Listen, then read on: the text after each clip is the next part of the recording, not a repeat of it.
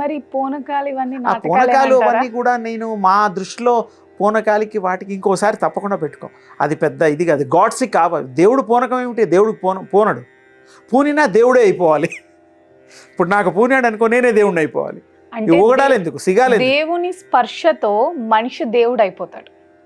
అలాంటప్పుడు దేవుడు పూనటం అనేది అబద్ధం అని మీ మాట. నా ఉద్దేశం ఏంటంటే, దేవుడు పూనినప్పుడు, దేవుడు నేనే అయినప్పుడు నేను భగవంతుడి యొక్క గుణగణాలు వస్తాయి. నేనే దేవుణ్ణి, నేను మంచే చెయ్యాలి, చెడు చెయ్యను. చెడు ఉంటే చెడును కూడా మార్చే శక్తి కలిగిన వాడే దేవుడు, దేవత.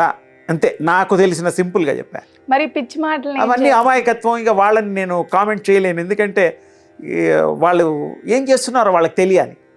మంచి చేయాలని నేను చెప్తాను. ఇప్పుడు మరి దేవుణ్ణి అడ్డు పెట్టుకుని ఇలాంటి పనులు చేయకూడదు. మరి తప్పు చేసేవాళ్ళ తప్పు. స్వామి భగవంతుడు అసలు ఇలాంటి వాళ్ళు చేయకూడదు కదా. చేయడు, ఆయన ఎందుకు చేస్తాడు? మంచి చేయడానికే ఉన్నాడు ఆయన. అంటే తప్పు చేసినా కూడా క్షమించేస్తారా? చేయడు. దేవుడు తప్పుల్ని శిక్షిస్తాడు, క్షమించాడు. ఇంత పెద్ద పెద్ద పొరపాట్లు చేస్తున్నారు, ప్రతి ఒక్కరిని పిచ్చోళ్ళని చేసేసి ప్రతి ఒక్కరి మనోభావాలతో ఆడుకుంటున్నారు. ఇలాంటి వాళ్ళకి భగవంతుడు ఎటువంటి శిక్షణలు విధిస్తాడు స్వామి? అమ్మ, శిక్షలు వేస్తాడు నిజమే, కానీ దానికి కొంచెం టైం తీసుకొని చేస్తారు. అనుభవించాల్సిందే, తప్పదు. తప్పు చేసినప్పుడు తప్పదు. ఒకటే లెక్క, తప్పు చేస్తే తప్పదు. అంతే, తేలిగ్గా చెప్పా.